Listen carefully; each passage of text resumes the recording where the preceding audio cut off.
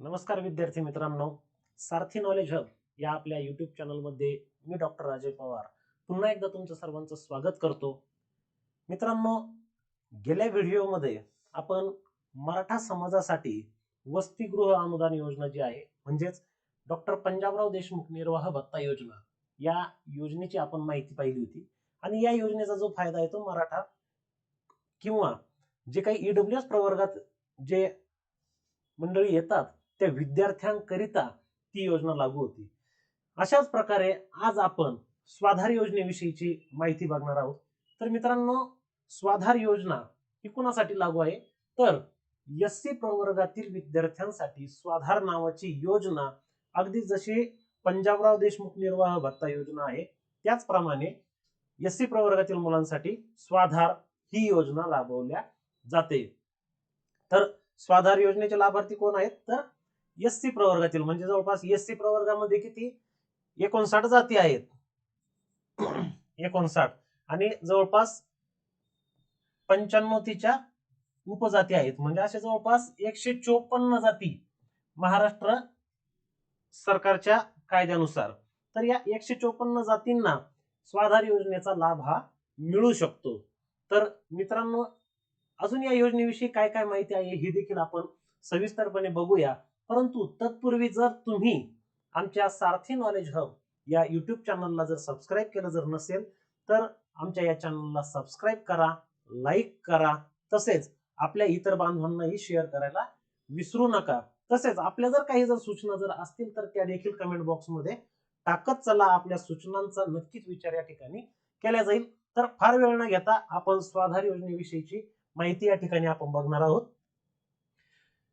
तर सांगितल्याप्रमाणे अनुसूचित जाती प्रवर्गातील विद्यार्थ्यांसाठी ही योजना लागू आहे.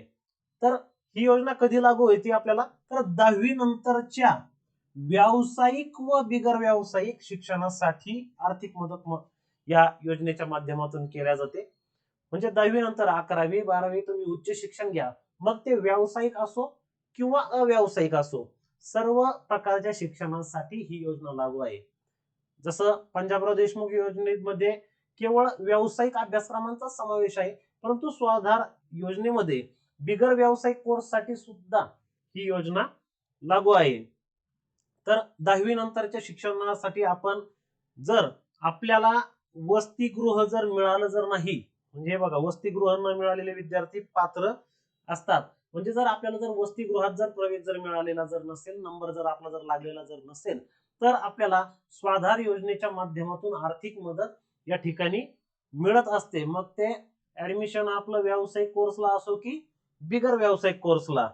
त्यानंतर आता ही रक्कम किती मिळणार तर घर भाडे भत्ता जो आहे तर हा जो घर भाडे भत्ता जो असतो तो आपल्याला शहरावाईज मिळत असतो. केंद्र सरकारने एक्स वाय आणि झेड अशा 3 प्रवर्गांमध्ये शहरांचं वर्गीकरण केलेलं आहे. तर आपल्याकडे या ठिकाणी 2 प्रकारे स्वाधार योजनेच्या माध्यमातून वसतिगृह निर्वाह भत्ता दिला जातो. तर ज्या काही मेट्रो सिटी आहेत मुंबई, पुणे आणि नागपूर या ठिकाणी तुम्हाला जवळपास 60,000 रुपये रक्कम वर्षाला मिळत असते स्वाधार योजनेच्या माध्यमातून.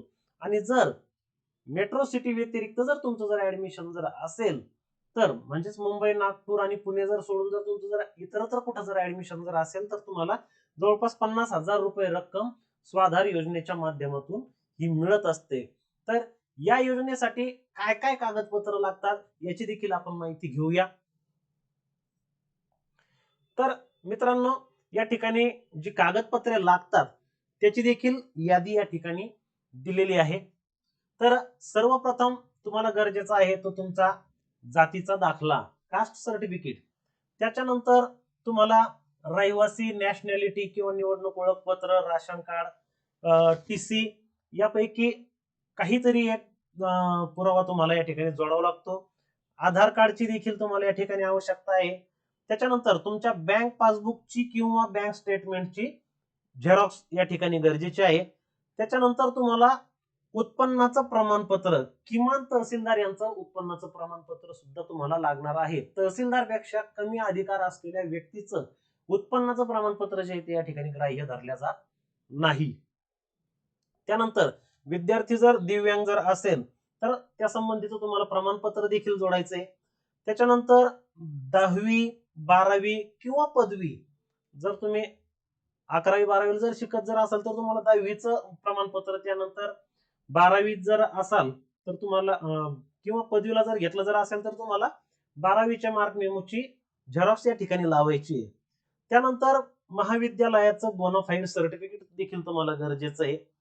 जर विद्यार्थिनी विवाहित असेल तर मात्र या ठिकाणी पतीच्या उत्पन्नाचा दाखला तुम्हाला लावायचा आहे, उत्पन्नाचं प्रमाणपत्र या ठिकाणी लावायचं आहे. बँक खात्या आधार क्रमांकाशी संलग्न केल्याबाबतचा देखील या ठिकाणी पुरावा जोडायचा आहे. त्यानंतर विद्यार्थ्याने कोणत्याही शासकीय वसतिगृहात प्रवेश घेतला नसल्याबाबतचे शपथपत्र मात्र तुम्हाला या ठिकाणी द्यायचं आहे. कारण ही जी स्कीम आहे, ज्यांना वसतिगृहात प्रवेश मिळालेला नाही अशाच विद्यार्थ्यांसाठी स्वाधार योजना लागू आहे. त्याच्यानंतर स्थानिक रहिवासी नसल्याबाबतचे प्रमाणपत्र पाहिजे. त्यानंतर विद्यार्थी सध्या जेथे राहतो त्याबाबतचा देखील पुरावा, जर खाजगी वसतिगृह जर असेल तर त्यांच्या लेटर हेडवर तसं प्रमाणपत्र घ्यायचं किंवा भाडे करारनामा जो असतो तो या ठिकाणी करायचा आहे आपल्या मूळ मालकाकडून. त्यानंतर महाविद्यालयातील उपस्थिती प्रमाणपत्र 75% उपस्थिती तुमची महाविद्यालयामध्ये असणं गरजेचं आहे, तरच तुम्हाला या योजनेचा लाभ घेता येईल. आणि सत्र परीक्षेच्या निकालाची प्रत म्हणजे दुसऱ्या वर्षाला ज्यावेळेस तुम्ही अप्लाय कराल त्यावेळेस तुम्हाला सत्र परीक्षेच्या निकालाची प्रत देखील या ठिकाणी आवश्यक आहे. तर मित्रांनो, अशा प्रकारे स्वाधार योजनेसाठी ही कागदपत्रे लागतात. आणि ग्रामीण भागातील, विशेषतः ग्रामीण भागातील विद्यार्थी जे शहरात स्वखर्चाने शिक्षण घेऊ शकत नाही अशा विद्यार्थ्यांसाठी ही योजना अतिशय फलदायी आहे. त्याच्यामुळं आपण आमच्या या सारथी नॉलेज हब या युट्यूब चॅनलच्या माध्यमातून या योजनेविषयी जी माहिती सांगितलेली आहे ती ग्रामीण भागातील तळागाळातील विद्यार्थ्यापर्यंत पोहोचवण्याचं काम तुम्ही करा. नक्कीच या माहितीमुळे कुणाचा ना कुणाचा, एखाद्या गरीब विद्यार्थ्याचा फायदा जरी झाला तरी आम्ही हा जो व्हिडिओ जो बनवलेला आहे याचे फळ भेटल्यासारखं आम्हाला कुठंतरी वाटणार आहे. त्याच्यामुळं अशीच नवनवीन जी काही माहिती आहे ती आम्ही आमच्या युट्यूब चॅनलच्या माध्यमातून नेहमी तुमच्यापर्यंत पोहोचवत राहू. तर मित्रांनो, पुन्हा एकदा सांगतो की सारथी नॉलेज हब या युट्यूब चॅनलला जर आपण जर फॉलो जर केलेलं जर नसेल तर सबस्क्राईब करा, लाईक आणि शेअर करायला विसरू नका. पुन्हा अशाच प्रकारची एखादी नवीन योजना घेऊन आम्ही तुमच्यापर्यंत येऊ. तोपर्यंत